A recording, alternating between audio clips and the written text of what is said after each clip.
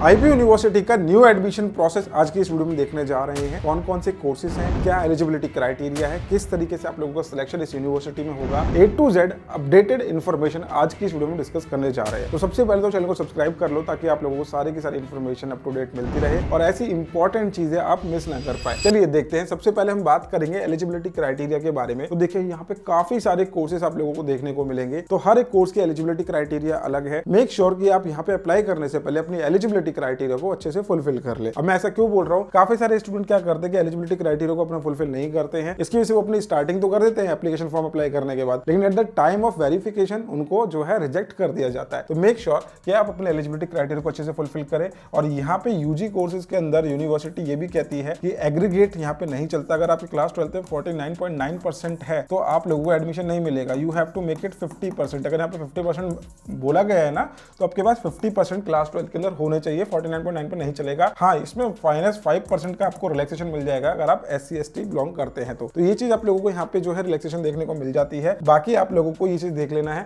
कि eligibility criteria particular course का आपको फुलफिल करना पड़ेगा, जिसको लेकर यूनिवर्सिटी काफी स्ट्रिक्ट रहती है। अब देखिए, आपने कई जगह पे देखा होगा कोर्स लिखा है, फिर आगे CET लिखा है, फिर CUT लिखा है ना। इस तरीके से आपको बहुत जगह एलिजिबिलिटी क्राइटेरिया में देखने को मिल जाएगा। इसका मतलब ये होता है कि यूनिवर्सिटी फर्स्ट प्रेफरेंस अपनी CET को देगी और अगर सीट वैकेंट रह जाती तो CUT के स्कोर के बेसिस पे भी एडमिशन आपका ले लिया जाएगा। अब देखिए यहाँ पे क्या लिखा हुआ है, ध्यान से पढ़ना, आप लोगों को समझ में आ जाएगी चीजें। यहाँ पे क्या बोला गया है, admission shall be based on the merit of CET। The vacant seat after exhausting merit list of CET will be filled through the CUET। तो इसलिए मैं बोलूंगा, जो स्टूडेंट यूनिवर्सिटी में टारगेट कर रहे हैं, एक अच्छे कॉलेज में एडमिशन लेना चाहते हैं, मेक श्योर कि आप CET बेस्ड एडमिशन अपना करवाएं। अगर आप CET देंगे तो ही आप लोगों को यहाँ पे बेनिफिट मिल पाएगा। इस तरीके से आप अपने पर्टिकुलर कोर्स की एलिजिबिलिटी क्राइटेरिया चेक कर सकते हैं। आप जिस भी कोर्स में अप्लाई कर रहे हैं, सामने दिए गए नंबर पे IP और अपने कोर्स का नाम मेंशन कर देना। हम आप लोगों को एलिजिबिलिटी क्राइटेरिया भी शेयर कर देंगे, परेशान होने की जरूरत नहीं है। हमारे काउंसलर्स आप लोगों को प्रॉपर सपोर्ट यहाँ पे पहुंचाने वाले हैं। आगे बढ़ते हैं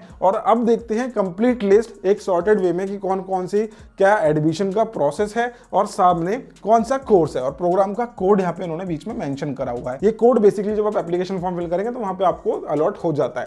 देखिए, अब यहाँ पे आपको 3 तरीके से एडमिशन देखने को मिल जाएगा।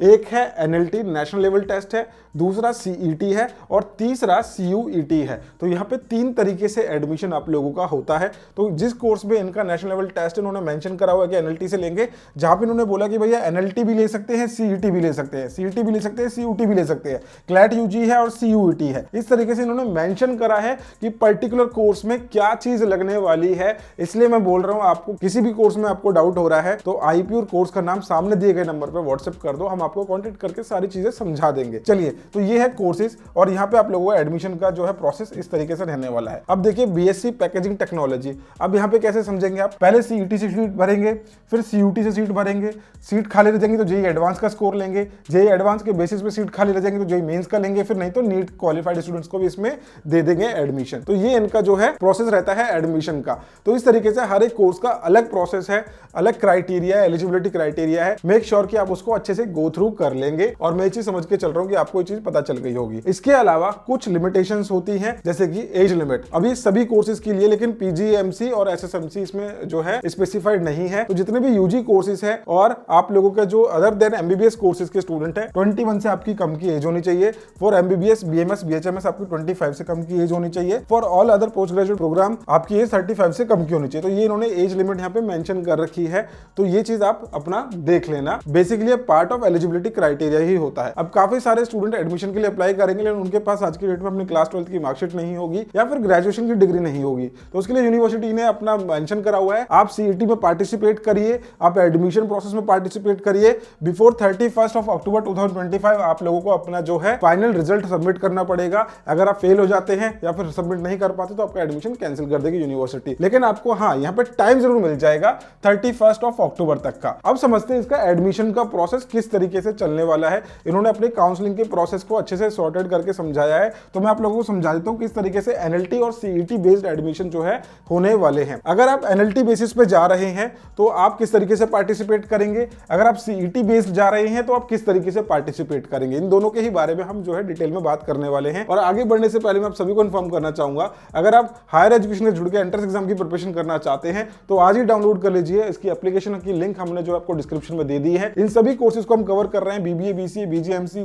सीईटी के मोस्टली कोर्सेज हमारे पास अवेलेबल है, जिसमें आप लोगों को ऑनलाइन प्रिपरेशन करवाते हैं और साथ में ऑफलाइन के लिए भी आप हमसे जुड़ सकते हैं। 1 अप्रैल से हमारा जो है बैच स्टार्ट हो रहा है ऑफलाइन का, जिसके अंदर हमारा साउथ दिल्ली छतरपुर के अंदर ही आपको क्लासेस मिलती है। सीट्स काफी लिमिटेड है, इसलिए आपको प्री रजिस्ट्रेशन करवानी पड़ेगी। हायर एजुकेशन एप्लीकेशन डाउनलोड करके हमारे काउंसलर से सारी डिटेल ले सकते हैं। और जो स्टूडेंट ऑफलाइन भी चाहते हैं ऑनलाइन भी चाहते हैं, तो वो आज की डेट में अगर ऑनलाइन कोर्स में एनरोल करते हैं, जैसे कि यहाँ पे आप देख सकते हैं बीसीए कोर्स है, बीसीए कोर्स में जैसे ही आपने एनरोल करा और आपकी जो फीस है यहाँ पे लेस हो जाती है 5147, ये सेम फीस आपकी ऑफलाइन बैच में से भी जो लेस कर दी जाएगी।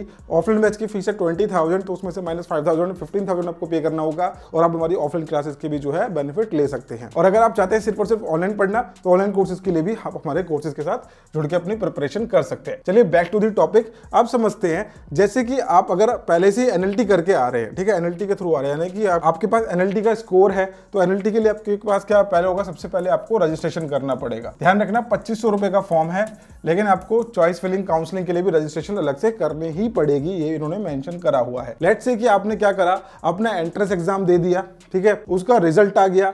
रिजल्ट आने के बाद आपको क्या करना पड़ेगा, आपको काउंसलिंग के लिए रजिस्ट्रेशन करना पड़ेगा, चाहे वो एनएलटी वाला बच्चा हो चाहे वो सीईटी वाला बच्चा हो, दोनों को ही यहाँ पे रजिस्ट्रेशन करना होगा। उसके बाद आपको अपनी चॉइस फिलिंग करनी पड़ेगी, जिसके अंदर आपका डॉक्यूमेंट्स का वेरिफिकेशन भी साइमल्टेनियसली चलता है। अगर आप SC ST OBC स्टूडेंट है तो आपके डॉक्यूमेंट्स की प्रॉपर वेरिफिकेशन होती है, या फिर आपने किसी कोटा के लिए पर्टिकुलर अप्लाई करा है तो उसकी भी ऑनलाइन वेरिफिकेशन होती है। देन उसके बाद राउंड 1 का डिक्लेरेशन हो जाएगा। अब यहाँ पे आप लोगों को क्या करना होगा, सीट एक्सेप्ट करनी होती है। अगर आप सीट एक्सेप्ट नहीं कर रहे तो आप लोग क्या होगे, candidate will be out of the counselling due to non acceptance of the allotted seat. अगर आपको सीट अलॉट नहीं हुई है तो आप ऑलरेडी सेकंड राउंड में आ जाएंगे। सीट अलॉट हुई और आपने एक्सेप्ट नहीं करी तो आपकी सीट वहीं से जो है राउंड से आप आउट हो जाएंगे। देन जो स्टूडेंट यहाँ पे अपनी सीट को फिक्स करते हैं, कहते हैं कि नहीं मेरे को तो ये सीट चाहिए, तो वो स्टूडेंट को अपनी पार्ट एकेडमिक फी पे करनी होती है। यूजी कोर्सेज या फिर मोस्टली कोर्सेज के अंदर 96,000 आपको ऑनलाइन पे करने पड़ते हैं। 60,000 is for your BEd course, तो ये आपको पे करना पड़ता है ऑनलाइन। ये पार्ट ऑफ फीस होती है, इसलिए इसको बोलते हैं हम पार्ट एकेडमिक, यानी कि आपकी कॉलेज की फीस में से इसको लेस कर दिया जाएगा। देन उसके बाद आपको अपना अलॉटमेंट लेटर प्रिंट करना है, सबमिट देनी है विलिंगनेस। अब विलिंगनेस क्या होती है, यहाँ पे बताओगे कि जो मेरे को कॉलेज अलॉट हुआ था मैंने उसको एक्सेप्ट तो कर लिया है, but I want to upgrade my seat, या फिर I want to try something new in next round, या फिर मैं सीट को फ्रीज करना चाहता हूं, तो आपके पास फ्रीज और फ्लॉट का ऑप्शन आएगा। आप क्या करेंगे, अपग्रेड भी कर सकते हैं, फ्रीज भी कर सकते हैं। अब अपग्रेड करने से आपको बेनिफिट ये मिल जाता है, जो सीट आपके पास राउंड 1 में थी वो आपके पास राउंड 2 में भी रहती है, अगर आपको इससे ऊपर का बेहतर कॉलेज नहीं मिलता है। तो यहाँ पे क्या होता है, जो स्टूडेंट अपना विड्रॉल ले लेगा, यहाँ पे बोलेगा कि नहीं भाई मेरे को सीट में मजा ही नहीं आ रहा, मैंने अपनी फीस भी दे दी, कोई दिक्कत नहीं, लेकिन मेरे को विड्रॉल चाहिए, तो स्टूडेंट जो है स्पॉट राउंड में as a fresh candidate participate कर सकता है। बाकी स्टूडेंट को क्या होगा, बाकी स्टूडेंट एज इट इज अपना आगे के राउंड में घूमते रहेंगे जब तक उनको अपनी फाइनल डेस्टिनेशन नहीं मिल जाती। तो ये प्रोसेस है आप लोगों का एडमिशन का,